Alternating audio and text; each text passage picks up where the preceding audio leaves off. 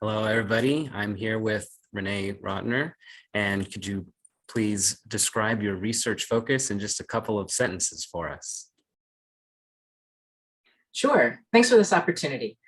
I research the context of innovation. And for me, what that means is the industry, the social culture, the technology status of whatever is being developed. And I look at that both from the startup side as well as from big old organizations. What motivated you to become involved in sort of research around innovation or entrepreneurship? I had been an entrepreneur myself, and I got involved in consulting with some startups, and one of them had won the Nobel Prize for their technology, but they were struggling. And I realized I didn't know why literally a great idea wouldn't be successful in its organization, in its commercialization efforts. It seemed like it had all the right ingredients. And I realized I needed to go back to school in order to better understand, or at least be able to possibly help these kinds of companies. What can students expect to learn in one of your classes that isn't necessarily on the curriculum? Yeah, it's all the things I wish I had learned before I became an entrepreneur. So there are some things in social science, which is what my background is in. I have a PhD in management from University of California, Irvine. And there's quite a bit of really consistent differences on gender, on ethnicity, on race, that the same things you might do in one setting might not work as well in another type of setting, or depending on the characteristics you have. So we talk a lot about the research findings in social science and how those differences play out in business pitches, in raising money, and in other kinds of entrepreneurial activities. What popular entrepreneurial advice do you disagree with? Yeah, I disagree with the advice that you should follow your passion.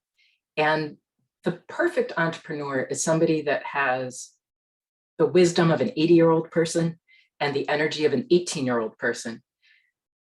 When you follow your passion, it tends to overlook the fact that you actually need to have real knowledge about the industry that you're trying to solve problems in. And the only way that you know what those problems are and what solutions might be acceptable are if you've worked in that industry for a while. But it does require a lot of energy to drive and get up every day and work on these startup problems. Mm-hmm. So being 80, you won't see a lot of entrepreneurs that are 80, but it happens. But that would be the perfect combination. And following your passion with wisdom is really the addition I would make. Got it. Could you give me an example where failure and or success has really affected you as a person? Yeah, I just changed my answer right now. So my parents were immigrants, and you'll see a lot of immigrants pursue startups because it's really their only career option. And I remember during an economic downturn, my father started his own business out of our home, and my mother handled all of the books. And he did that because there were layoffs at the company he had worked for a long time. So the failure and the success is actually the same thing, which is you pick yourself up and you do whatever it takes to meet the goals that you set for yourself. So, and I'm sure a lot of our students have stories similar to that. Look to your parents. Yeah. That's really encouraging and definitely motivating.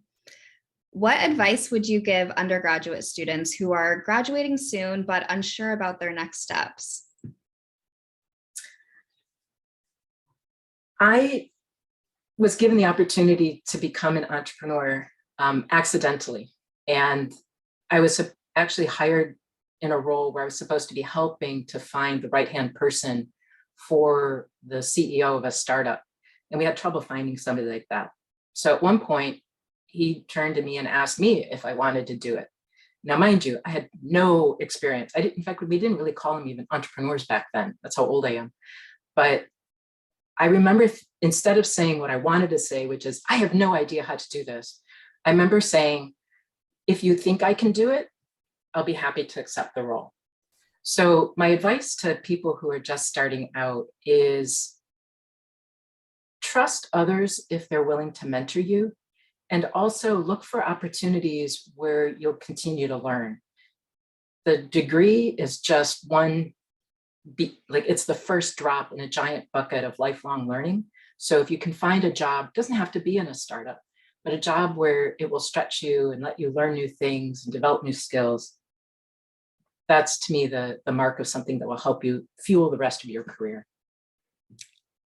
Can you describe to me the most exciting or the scariest minute of your experience as an entrepreneur? I think the scariest part is also one of the most gratifying, which is that you are creating jobs for people and they end up relying on you to create payroll and other things like that. So it's the responsibilities are pretty important.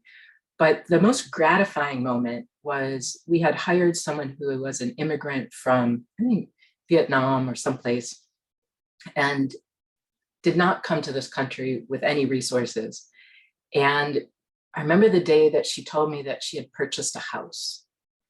And the fact that our company had created a job for her and I had hired her and I had trained her and saw her blossom.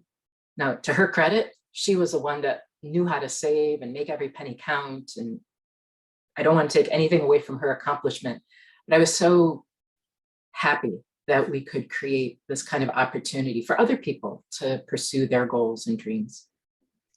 That's an amazing story. What do you view as the most challenging aspect of entrepreneurship? All of it, sort of the social science part of it. I was interested in how good ideas could still struggle and figuring out how to change the context, how to get those resources, how to get people to believe in an idea that doesn't yet exist, which is why I ended up actually studying a space telescope project for my dissertation rather than startups, because they had all the same kinds of problems. And I wanted to understand, how do you motivate a team for something that is literally invisible and get support and mobilize resources around that?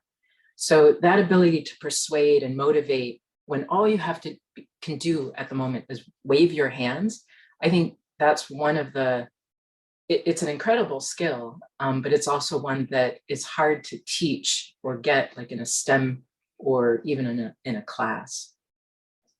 Renee, it has been such a pleasure talking with you. Thank you for your very insightful answers. We really appreciate you making time to talk with us. Thank you for the opportunity, and all the best to those who are watching this video, and feel free to reach out to me or my colleagues in technology management. Thank you both. Thank you too.